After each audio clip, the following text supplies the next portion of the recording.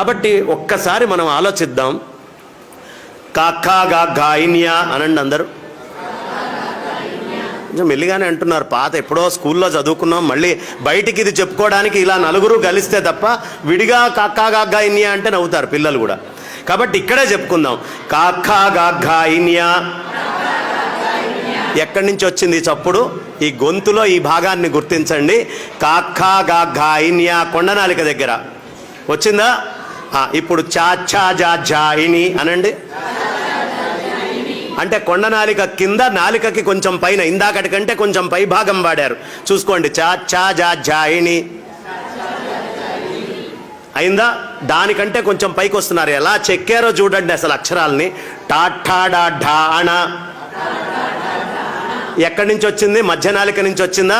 అది మడవకుండా టాఠా ఢా అణ అనండి చూస్తా. టాఠా ఢా అణ. ఋషి ఎలా చెక్కాడో చూడండి అక్షరాలని. నెక్స్ట్ తాథా దా ధానా. నాలిక కొస వాడకుండా అనండి. ఎవరు అన్నారే నాలిక కొస వాడకుండా అనండి అంటే. తాథా దా ధానా అనగలరా? లేదు కదా. మళ్ళీ పెదాలు వాడకుండా పాపా బా భామా. పెదాలు వాడకుండా అనమంటే అనేసారే, అనగలరా? పాపా బా భామా అని పెదాలు వాడకుండా. మన ఋషి ఎంత చక్కగా అక్షరాలను చెక్కాడో చూడండి. ఒక తపస్సు చేయిస్తున్నాడు. ఇక్కడి నుంచి ఇక్కడి దాకా అక్షరాలతోటి తపస్సు చేయిస్తున్నాడు. నేను ఈ మధ్య అనుకోకుండా ఒక హాస్పిటల్ దగ్గరికి వెళ్ళటమైంది. మాకు తెలిసిన మిత్రుడిని తీసుకొని వెళ్ళాను. ఆయనకి చెయ్యి ఇట్లా వణుకుతోందమ్మా, చెయ్యి వణుకుతోంది. వణుకుతుంటే డాక్టర్ కృష్ణ సుబ్రహ్మణ్యం గారిని ఇవాళ పాపం ఆయన ఇవాళ కూడా నేను కలవటమైంది, ఆర్థోపెడిక్. ఆయన న్యూరో ఆయన కూడా పక్కన కూర్చొని ఉన్నారు. ఏమండి చెయ్యి ఇలా వణుకుతోంది అన్నాడు. అంటే ఆయన మామూలుగా ఏదో టెస్ట్ చేయాలి కదా. ఆయన ఏమడిగాడంటే, ఏమండి దృష్టద్యుమ్నుడు దృష్టద్యుమ్నుడు దృష్టద్యుమ్నుడు అని ఆగకుండా 10 సార్లు అనండి అన్నాడు. ఈయన డాక్టరా వేదాంత, మేం చెప్పాల్సిన ప్రవచనం ఏం చెప్తున్నాడు ఏంటి అని అనుమానం వచ్చింది.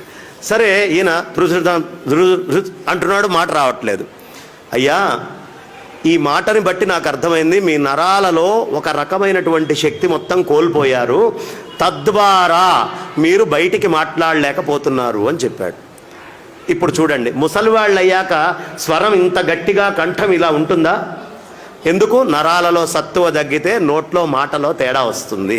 అంటే మాటకి నరాలకి తేడా ఉంది. పక్షవాతం వచ్చింది, మాటలో తేడా వస్తుందా?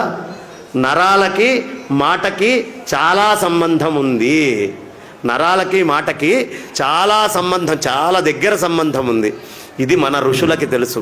అందుకనే చిన్న వయస్సు నుంచి మనతోటి రకరకాలైనటువంటి పద్యాలు, శ్లోకాలు, అక్షరాలు.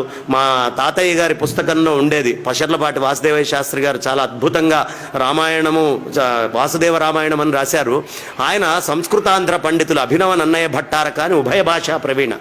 ఆయన భూభృద్భిక్కుధరోద్ధరోద్ధిత సురద్విచ్చిచ్చరభ్రాడ్ధను పృథ్వీద్రేద్ధృతరోషధీడ్కరుచి వాగ్భక్త్రక్షరేడక్షర ఇలా రాసుకుండేవాళ్ళు. ఆ పుస్తకం తీసి చదువుతుంటే అబ్బా ఎంత గొప్పగా ఉంది అని. మళ్ళీ అది నోట్లో తిరగాలి అంటే ఇది సాధన చేసి ఇది చదివేటటువంటి వాడికి అనారోగ్యం తొందరగా రాదట.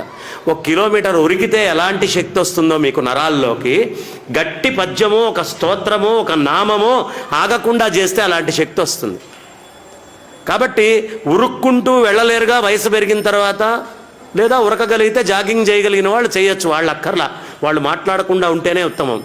కానీ జాగింగ్లు, ఎక్సర్సైజులు చేయలేని వాడు కొవ్వు కరిగించుకోవడానికి, నోట్లో శక్తిని, ఎనర్జీని పెంచుకోవాలంటే ఏం చేయాలయ్యా? వాగగ్ని, వాయువు అనేటటువంటిది అగ్ని. ఈ అగ్ని ఎప్పుడు వస్తుందండి బయటికి? కొలెస్ట్రాల్ అనేటటువంటిది కరిగితే అప్పుడు అగ్ని నోట్లో నుంచి బయటకు వస్తుంది. కాబట్టి వాక్కు అనేటటువంటి అగ్ని వాయుస్సంధానం ఉపనిషత్తు చెప్తుంది. ఈ విధంగా గనక మీరు స్తోత్రం పిల్లలకి రోజు ఏదో ఒక స్తోత్రం గనక నేర్పిస్తూ చెప్తూ పోతూ ఉంటే చాలా బలిష్ఠులు, బలాఢ్యులు, శక్తివంతులు, బలవంతులు అవుతారు. అది ఆంగ్లంలో చెప్తే వాడు ఎలా చెక్కాడో మనకు తెలియదుగా. మన ఋషి అయితే చాలా అద్భుతంగా చెక్కి దీన్ని పెట్టాడు.